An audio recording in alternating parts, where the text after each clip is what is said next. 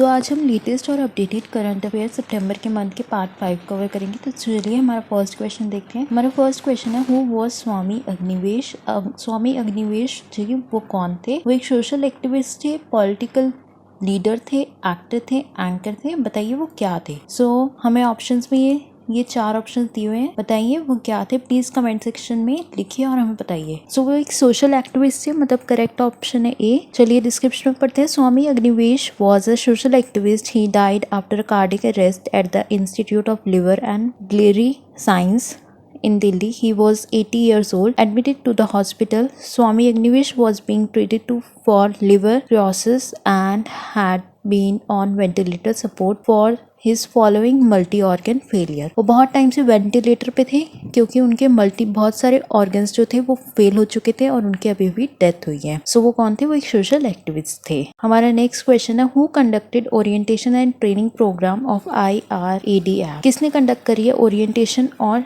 Training programme IRAD app की? सो हमें option में दिया हुआ है, Ministry of Road Transport and Highways, Ministry of Tourism, C है Ministry of Corporate Affair, D है Ministry of Information Technology. So ये कंडक्ट करी है Ministry of Road Transport and Highways. चलिए डिस्क्रिप्शन में पढ़ते हैं। Ministry of Road Transport and Highways in the process of implementing integrated road accident database project. ये है IRAD की फुल फॉर्म क्या है? Integrated road accident database project which will be applicable across the country. In the first instance it has been decided to implement the proposal in 6 states: Maharashtra, Karnataka, Madhya Pradesh, Rajasthan, Uttar Pradesh and Tamil Nadu. The basic IRAD app has been developed and will be customized integrated as per the requirement of concerned state UTs. Mobile app of IRAD is available for Android platform and for other platform like iOS will be available shortly. So ये IRAD जो है एक mobile app है जो इनको help करेगी किसमें? Road accident database project में। यही इसकी फुल फॉर्म है, integrated road accident database project. ये डिसाइड कर रहे हैं कि इसे इम्प्लीमेंट करेंगे 6 स्टेट्स में। कौन सी स्टेट्स में? महाराष्ट्र, कर्नाटका, मध्य प्रदेश, राजस्थान, उत्तर प्रदेश एंड तमिलनाडु। इन्होंने इस ऐप को, मोबाइल ऐप को डेवलप किया है। ये एंड्रॉयड प्लेटफॉर्म पे भी काम करेगी और iOS पे भी जल्द ही काम करेगी।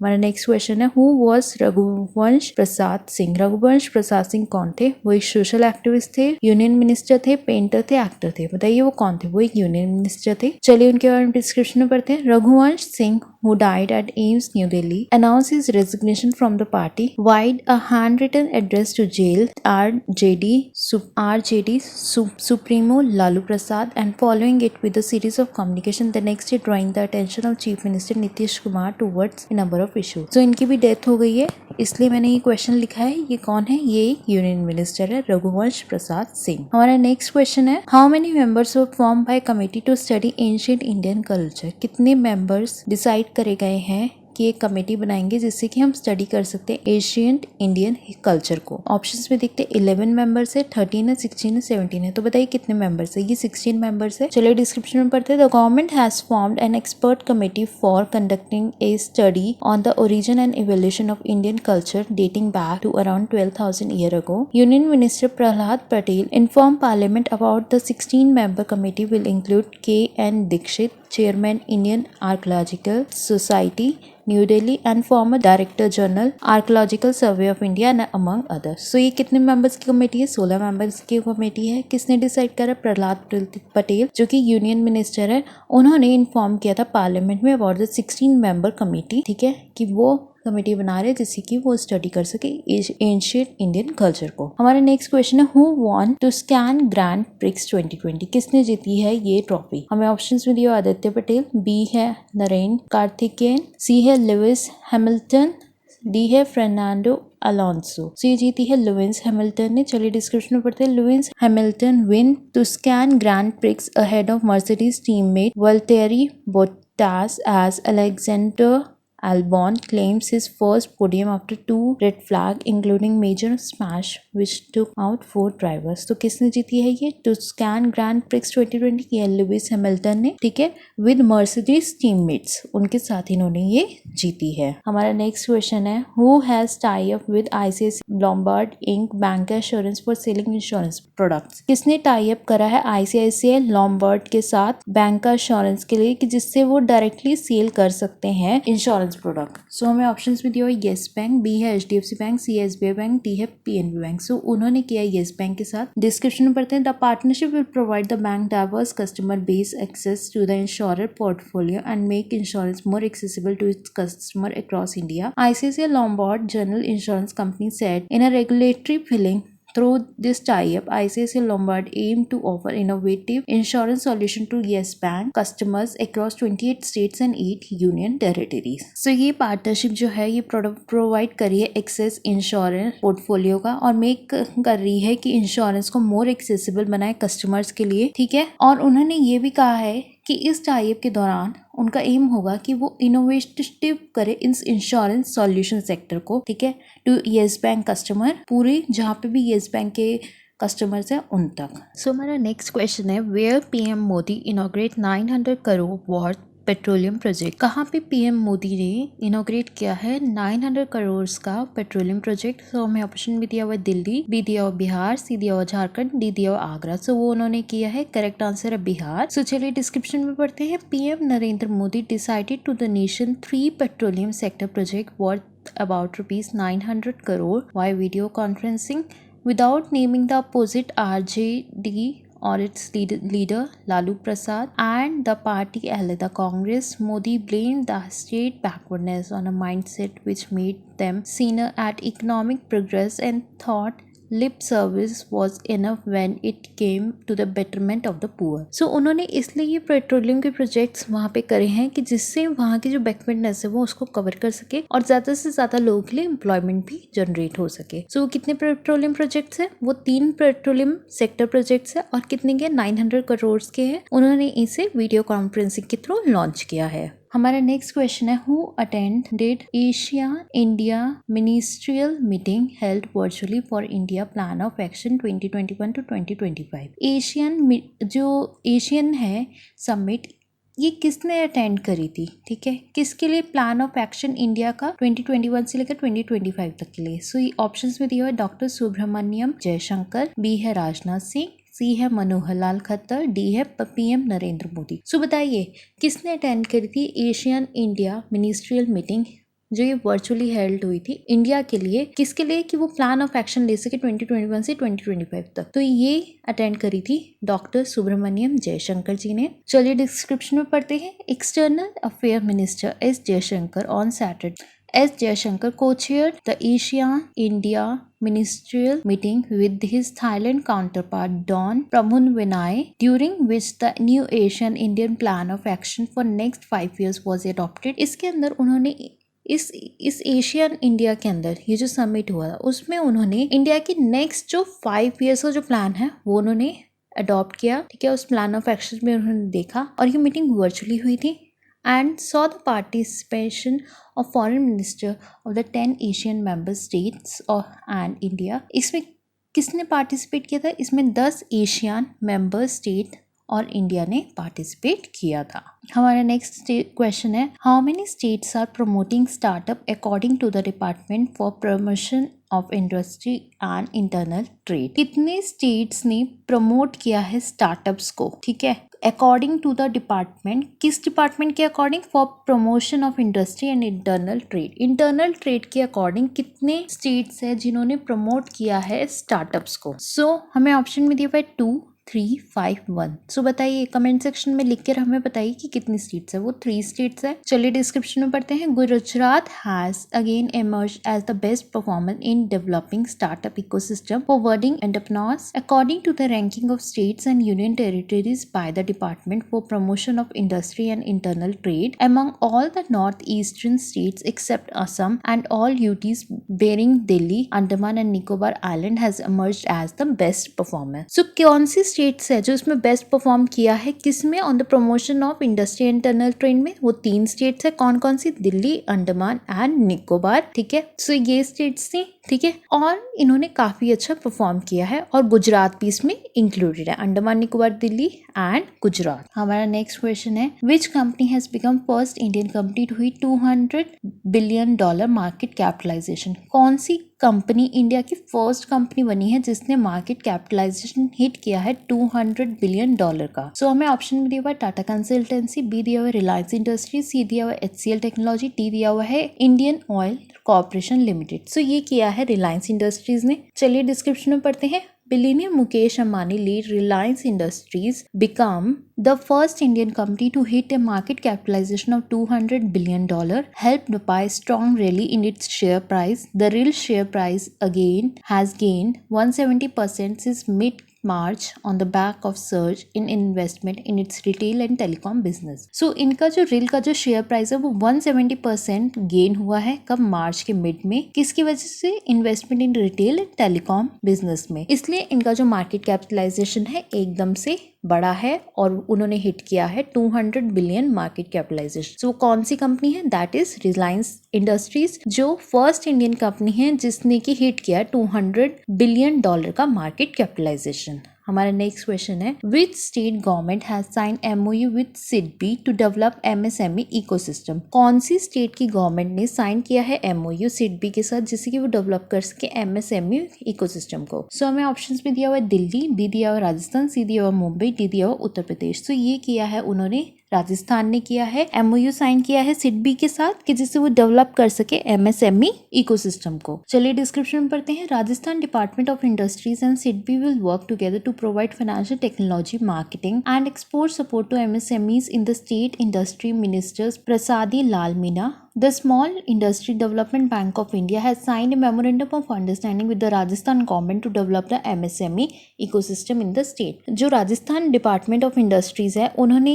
सोचा है कि वो राजस्थान डिपार्टमेंट ऑफ इंडस्ट्री और सिडबी एक साथ काम करेंगे जिससे कि वो प्रोवाइड करेंगे फाइनेंशियल, टेक्निकल, मार्केटिंग और एक्सपोर्ट सपोर्ट MSME को। ठीक है। सो ये एक सिडबी की फुल फॉर्म आपको पता होगा, small industries development bank of India. इसी ने ही MOU साइन किया है राजस्थान गवर्नमेंट के साथ कि जिससे ये किसको ज़्यादा प्रमोट कर सके MSME इकोसिस्टम को। कहाँ पे? स्टेट में, कि जिससे वो प्रोवाइड कर सके, ये दोनों मिलकर काम कर सके और प्रोवाइड कर सके financial, technical, marketing and export related support. हमारा नेक्स्ट क्वेश्चन है how many satellites were launch by China into orbit by sea launch. कितने सैटेलाइट्स जो है चाइना ने लॉन्च करे हैं into orbit by sea launch, मतलब कितने सैटेलाइट है जो चाइना ने लॉन्च करे into orbit by sea launch. चलिए ऑप्शंस में देखते हैं। ऑप्शंस में दिया 10, 11, 9, 7। सो बताइए कितने सैटेलाइट्स है जो कि चाइना ने रिलीज किए हैं? That is 9। चलिए डिस्क्रिप्शन में पढ़ते हैं। China successfully send 9 satellite into planned orbit at the Yellow Sea. The 9 satellite belonging to the Jilin 1 Gaofen 031 group blasted off atop a Long March 11 carrier rocket, China first sea launch rocket. So China ने कितने satellites जो है launch किए हैं into orbit by sea launch? That is 9 satellites. ये आपको याद रखना है कितने सैटेलाइट्स चाइना ने लॉन्च करे हैं into orbit by sea launch, that are 9। हमारा नेक्स्ट क्वेश्चन है who has become the brand ambassador of Paytm first Game. कौन बना है brand ambassador Paytm First Games का? हमें ऑप्शंस में दिया हुआ है विराट कोहली, बी दिया हुआ सचिन तेंदुलकर, सी दिया हुआ अमिताभ बच्चन, डी दिया हुआ कपिल देव। सो बताइए कमेंट सेक्शन में हमें लिखकर बताइए कि कौन बना है brand ambassador of Paytm first game. So वो बने हैं सचिन तेंदुलकर। चलिए डिस्क्रिप्शन में पढ़ते हैं। Fintech major Paytm subsidiary Paytm First Game has roped into cricket legend Sachin Tendulkar as its brand ambassador। ये Paytm की एक सब्सिडरी कंपनी है जिसका नाम है Paytm First Game और इसके ब्रांड एम्बेसडर उन्होंने बनाया है सचिन तेंदुलकर जी को। सो कौन बने हैं पेटीएम फर्स्ट गेम के brand ambassador? That is Sachin Tendulkar. हमारा नेक्स्ट क्वेश्चन है who has signed corporate agency agreement with SBI General insurance. किसने साइन किया है corporate agency agreement SBI General insurance के साथ? सो हमें ऑप्शन में दिया हुआ है HDFC बैंक, बी दिया हुआ येस बैंक, सी दिया हुआ ICICI बैंक, डी दिया हुआ PNB बैंक। सो ये साइन किया है, बताइए येस बैंक ने साइन किया है। किसके साथ साइन किया है? SBI जनरल इंश्योरेंस के साथ। किस लिए साइन किया है? कि वो मेंटेन कर सके एक दूसरे के बीच में कॉर्पोरेट एजेंसी एग्रीमेंट को। तो चलिए डिस्क्रिप्शन में पढ़ते हैं। SBI General Insurance and Yes Bank have signed a corporate agency agreement for the distribution of the general insurance insurer retail product to customer of the private sector lender.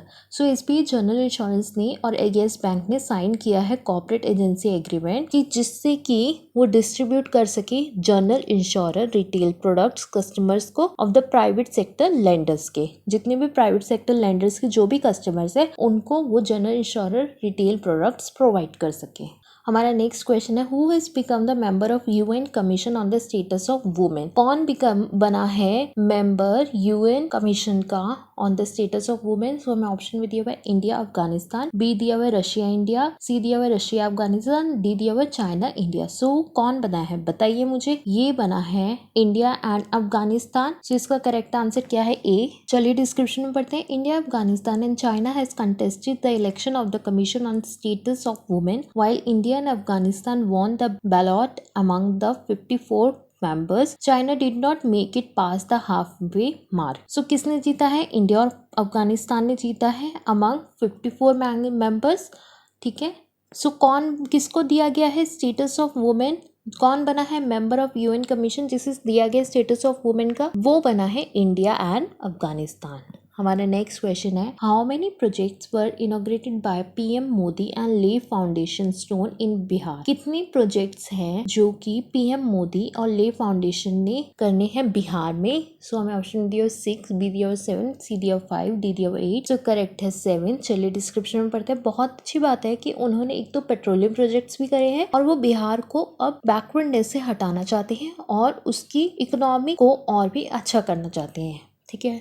तो चलिए डिस्क्रिप्शन में पढ़ते हैं। Prime Minister Narendra Modi inaugurated and lead the foundation stone of 7 projects related to urban infrastructure in Bihar by video conferencing and said that it is a proud feeling that engineers have contributed to nation building out of the 7 projects. 4 are related to water supply, 2 on sewerage treatment and 1 on river front development. So उन्होंने ये जो 7 projects है उनमें 4 projects किससे related, जैसे आप last line में पढ़ सकते हैं। 4 है वाटर सप्लाई से रिलेटेड, 2 है सीवरेज ट्रीटमेंट से रिलेटेड और 1 है रिवर फ्रंट डेवलपमेंट के लिए। ये जो उन्होंने कैसे इनॉग्रेट किया, ये उन्होंने वीडियो कॉन्फ्रेंसिंग के थ्रू इनॉग्रेट किया और उन्होंने आभार प्रकट किया अपने इंजीनियर्स के लिए कि बहुत बहुत शुक्रिया है कि वो हमारे नेशन के लिए बहुत अच्छा काम कर रहे हैं। सो कितने प्रोजेक्ट्स है जो पीएम मोदी और lead foundation stone in Bihar? That are 7. हमारा नेक्स्ट क्वेश्चन है which app is implemented by central government toward digitalization of health sector and skill development। कौन सी ऐप है जो इम्प्लीमेंट की गई है सेंट्रल गवर्नमेंट के द्वारा toward digitalisation of health sector and skill development. So हमें ऑप्शन में दिया हुआ संजीवनी, बी दिया हुआ ई संजीवनी, सी दिया औषधि, डी दिया हुआ ई औषधि। सो वो है ई संजीवनी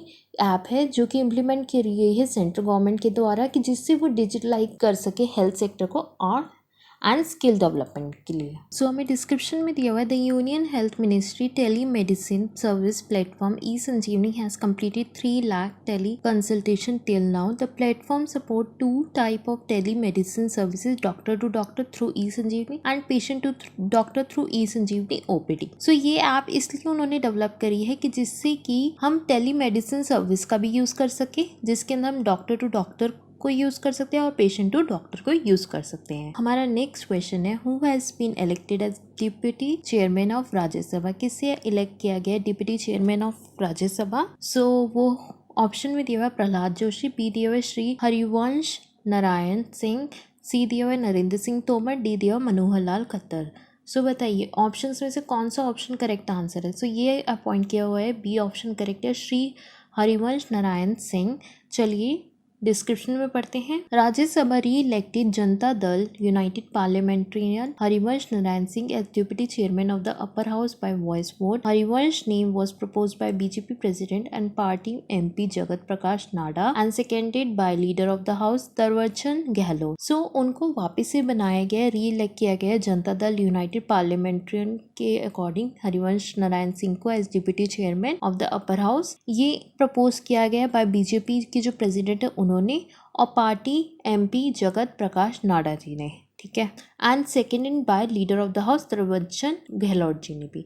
सो किसको इलेक्ट किया गया as deputy chairman of Rajya Sabha, that is Shri Harivansh Narayan Singh. हमारा नेक्स्ट क्वेश्चन है who launch the climate smart city assessment framework 2.0 and street for people challenge. किसने लॉन्च किया है climate smart cities assessment framework 2.0 और स्ट्रीट फॉर पीपल चैलेंज।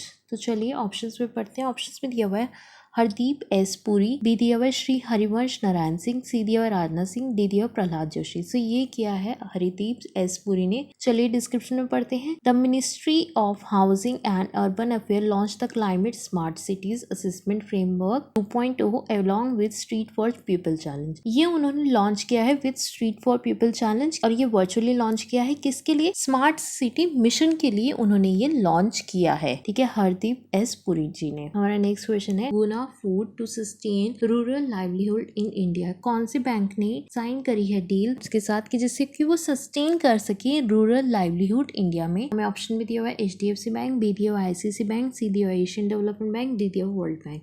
बताइए correct answer. मैं बता देती हूँ, प्लीज हमें कमेंट सेक्शन में भी लिखकर बताइए। सो वो है एशियन डेवलपमेंट बैंक। चलिए डिस्क्रिप्शन पढ़ते हैं। The Asian Development Bank has sign an agreement for 15 million of debt financing through the subscription of non convertible debentures for Sugana food private limited in equivalent Indian rupee to help sustain poultry farming operation as well as rural livelihood and food security in India during the coronavirus disease COVID-19 pandemic. So Asian Development Bank ने ये deal sign करी है $15 million की, ठीक है, और सुगोना foods private limited के साथ, जिससे कि वो हेल्प कर सके उन्हें कि वो सस्टेन कर सके अपने पोल्ट्री फार्मिंग के ऑपरेशंस को और वो अपनी फूड सिक्योरिटी को इंडिया को ज़्यादा और अच्छा बना सके ड्यूरिंग द कोविड-19 पेंडेमिक। अब लास्ट में हमें ये बताया हुआ है कि जैसे कि फर्स्ट हमें दिया हुआ है end of an era Indian exit Tibet. ये बुक किसने लिखी थी? ये इस बुक के ऑथर है क्लॉडे आरपी। नेशनल इंजीनियर्स डे कब सेलिब्रेट किया जाता है? 15 सितंबर 2020। हिंदू दिवस कब सेलिब्रेट किया जाता है? 14 सितंबर। International Day of Democracy 2020 celebrate किया जाता है 15 सितंबर 2020 को। सो इधर आपको एक बुक है end of an era India exit Tibet. ये इसके ऑथर कौन है? Cloudy RP. National engineers day कब सेलिब्रेट किया जाता है? 15 सितंबर को। हिंदू दिवस कब सेलिब्रेट किया जाता है? 14 सितंबर को। और इंटरनेशनल डे ऑफ डेमोक्रेसी कब से सेलिब्रेट किया जाता है? 15 सितंबर को। आई होप आपको ये सेशन पसंद है। अगर ये सेशन पसंद है तो प्लीज वीडियो को लाइक करिए, शेयर करिए और चैनल को सब्सक्राइब जरूर करिए और कमेंट सेक्शन में अपने डाउट लिखना बिल्कुल भी मत भूलिए।